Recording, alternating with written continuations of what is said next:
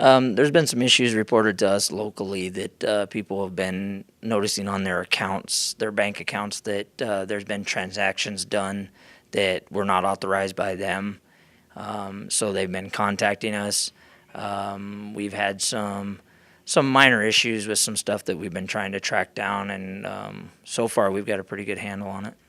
I know that we had some skimmers placed on some machines, I believe it was a little bit over a year ago. Does this look like it might be skimmers? Does it look like it's online activity or merchants getting these card numbers? I don't think the skimmers have too much to do with it. It looks like it's more like online. Some computer savvy people are able to get into the systems and get the cards that way.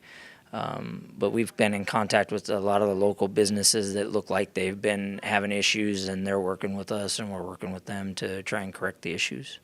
I know that there's all these different ways that you could protect yourself with online purchasing. We spoke about that yesterday, a little bit about using secure encrypted sites and well-known merchants online to protect yourself if you're using your credit card. I spoke to Sheriff Tony DeMille yesterday. He was talking about virtual credit card numbers, but I think only Citibank offers those. Those aren't offered at a local bank here. I checked on that a little bit, and I don't believe so.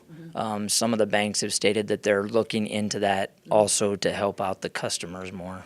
Does this look like it's a local merchant, or is it just feel like there's a lot of people in town locally being hit because we're such a small town and communicating with each other? I think it's more locally, that it's just the people in public. It's not any certain merchants that we can actually detect.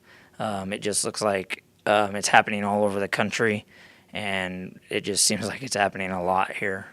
What should you do to protect yourself? Some of the most important things first to do is, if you're doing online, like you already stated, make sure you're using a secure site that says that, that they secure their site so it can't be hacked.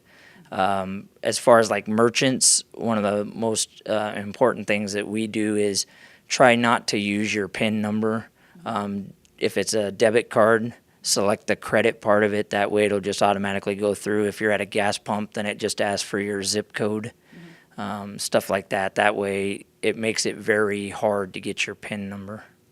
If people just have your bank account number, can they actually do this, or do they need your card number? No, they can access if they get into your bank account, they can also remove money that way. When you report this to the bank, or the bank calls you, and I know that in some cases the bank is calling because they're checking on this, and they're saying they're going to take care of the charges, what do you do after that point? One of the things we like to have people do is contact the sheriff's office and have a deputy respond and take a report. That way the detective bureau is able to start tracking this to see what kind of issues we have as far as if it's a merchant or a bank problem or something like that. That way we're able to keep track of it completely. If it's not reported, then we're not able to track down, and nobody would actually know about it.